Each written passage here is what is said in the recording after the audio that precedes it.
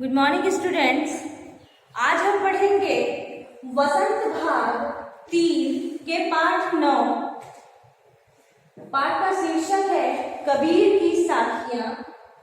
इसके रचयिता कबीर दास जी हैं और कबीर दास जी ने अपने इन साखियों में, अपने इन दोहों में क्या बताया है, इसका एक भाग हमने कल पढ़ा था और आज दूसरा भाग जो है, जिसमें पहले भाग में हमने 3 पढ़ लिया था, इसमें कबीर दास जी ने बताया कि जाति न पूछो साध की, पूछ लीजिए ज्ञान, मोल करो तलवार का, पड़ा रहंदो म्यान।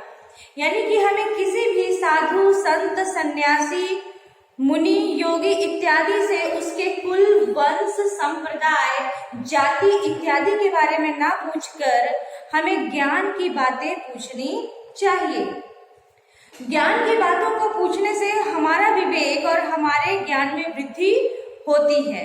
ठीक उसी तरह जैसे कि हम तलवार का मोल भाव करते हैं कि तलवार कितना मजबूत है, कितना ठोस है, कैसा है, और म्यान को हम ऐसे ही छोड़ देते हैं, म्यान का कोई मोल भाव नहीं करते।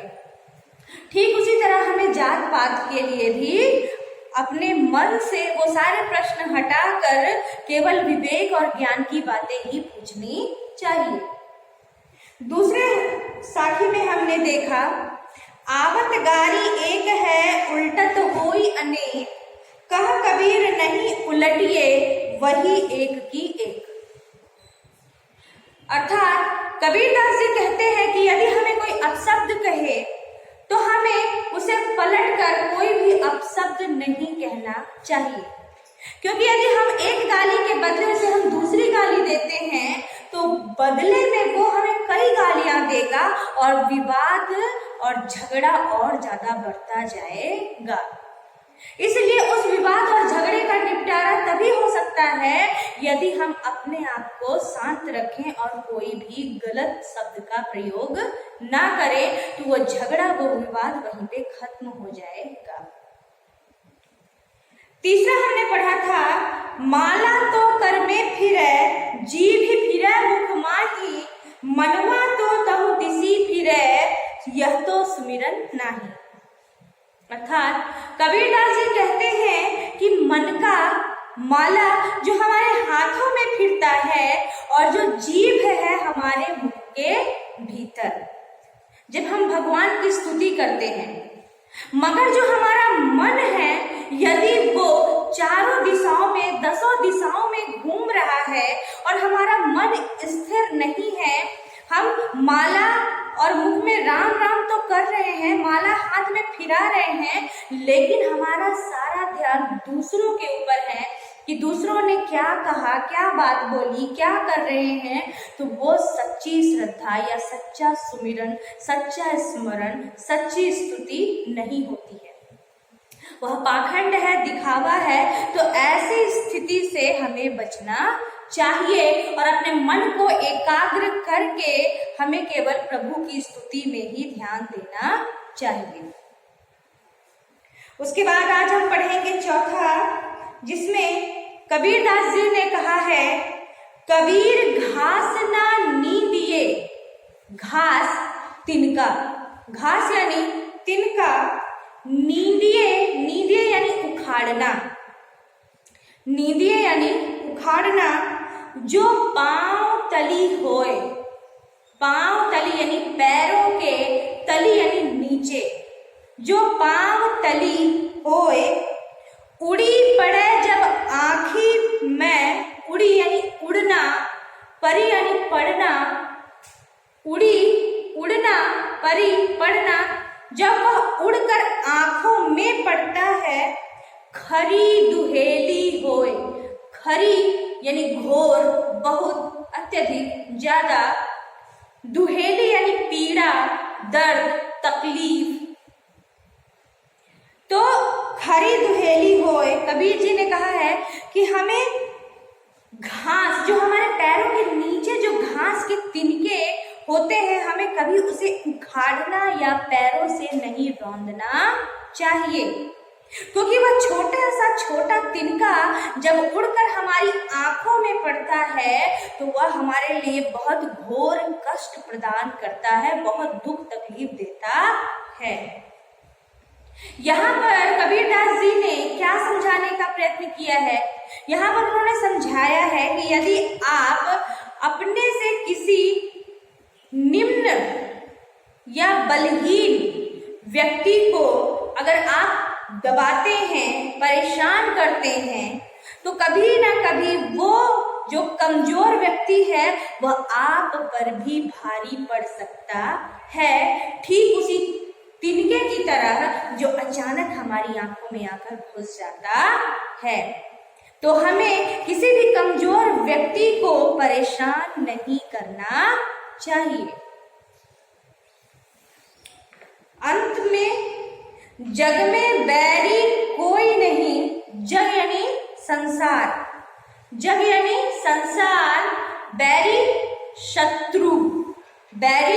शत्रु या दुश्मन कोई नहीं जो मन शीतल होए, शीतल यानी ठंडा, शांत, विनम्र,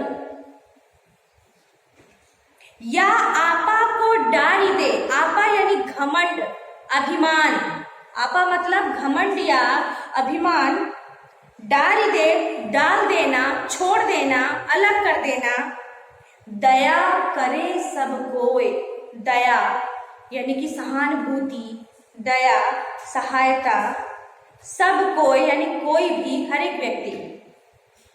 तो कबीरदास जी कहते हैं जग में बैरी कोई नहीं जो मन शीतल होए।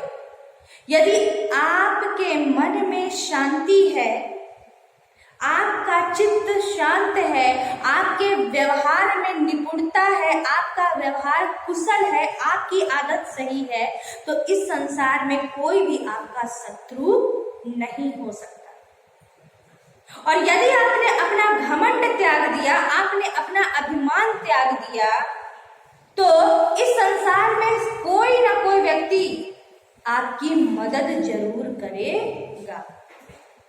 इसलिए हमें अपने अहंकार, अपने घमंड को त्याग कर हमें दूसरों के साथ अच्छा व्यवहार करना चाहिए, विनम्र व्यवहार करना चाहिए, ताकि दूसरे भी हमसे प्रेरित हों और हमारे साथ भी अच्छा व्यवहार करें। तो ये था कबीरदास जी की पांचों साखियां जिसे आपने पढ़ा, और इसके शब्दार्थ को भी आप बहुत ध्यान से पढ़ेंगे और लिखेंगे। अब एक चीज और लास्ट में कि साखियां मतलब होता क्या है ये साखी? साखी मतलब होता है साक्षी, साक्षी एक सबूत, यानी कि आंखों देखा हाल। यानी जैसे कहा जाता है ना, मैं इस बात की साक्षी हूं, मैं इस बात की साक्षी हूं, मैं एक एविडेंस हूं, मैं एक सबूत हूं कि हाँ ये मेरे सामने हुआ। तो आंखों देखा हाल कबीरदास जी ने अपने समय में, अपने माहौल के आधार पर, समाज के आधार पर उन्होंने जो भी अनुभव किया, जो भी एक्सपीरियंस लिया उन्होंने, तो अपने आंखों देखा हाल उन्होंने अपने शब्दों में जो वर्णित किया, जो सामने प्रकट किया, समाज को, वास्तविकता को दिखलाने के लिए, वो साक्षी या साखी कहलाया। कबीरदास जी ने अपने शब्दों में इसे साखी कहा है। तो ये मतलब होता है साखियां का। यानी कि उस समय कबीरदास जी ने मनुष्य को सच्चाई से, वास्तविकता से अवगत कराने के लिए अपने आंखों देखा हाल अपने इन दोहों में वर्णित किया है, जिसे हम साखी कहते हैं। आई होप बच्चों आपको समझ में अच्छे से आ गया होगा। आप चैप्टर को बहुत आराम से और ध्यान से सुनेंगे, मीनिंग आपको समझ आ जाएगी, तो आपको इसको विस्तार करने में किसी भी प्रकार की प्रॉब्लम नहीं आएगी। और जहाँ पे आपको समझ नहीं आया है, इसको सुनने के बाद, पढ़ने के बाद अगर आपको कोई भी डाउट है तो आप मुझसे आसानी से पूछ लेंगे। Thank you.